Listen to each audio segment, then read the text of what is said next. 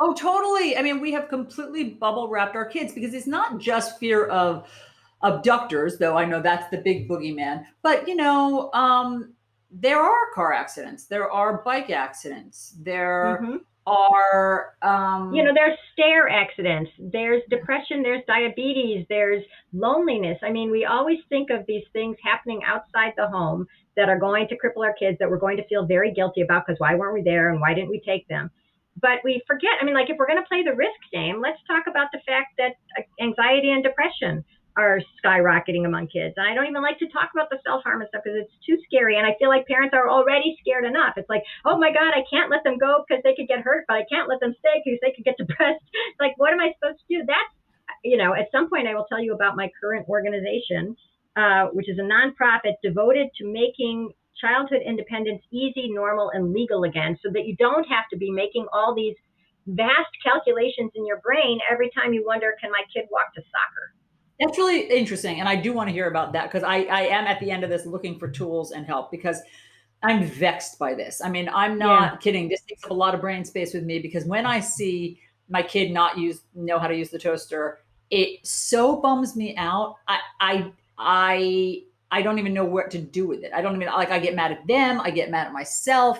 I didn't want to raise bubble wrapped hothouse flowers. I didn't ever want that. And I never thought that that would be me. I mean, I was so No. fiercely independent. I was, on the continuum of independence. I was at 10, like I was doing things at a really young age that were perhaps ill-advised. And I thought you were going to say illegal. well, they were. I mean, they were. They were illegal. They were ill-advised.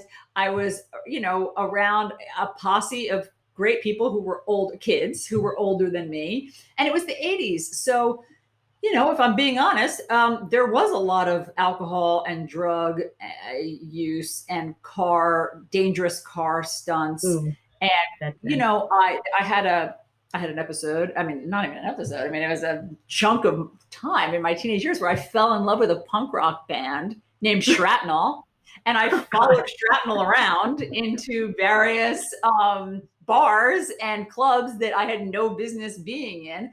And I'm glad Wow. that you raised the point about illegality because I do think that if I were to let my kids do some of the stuff, okay, so there's a twofer. I worry that my kids won't know what to do if they were stranded alone on a corner in Queens in the middle of the night after a punk rock show. They wouldn't know how to get home. I didn't have a cell phone. I didn't have any money. So, like, if you Right. don't have a cell phone and you don't have any money and you're standing on the corner, some bombed out corner in Queens, like, how are you going to get home? When How did you you get home?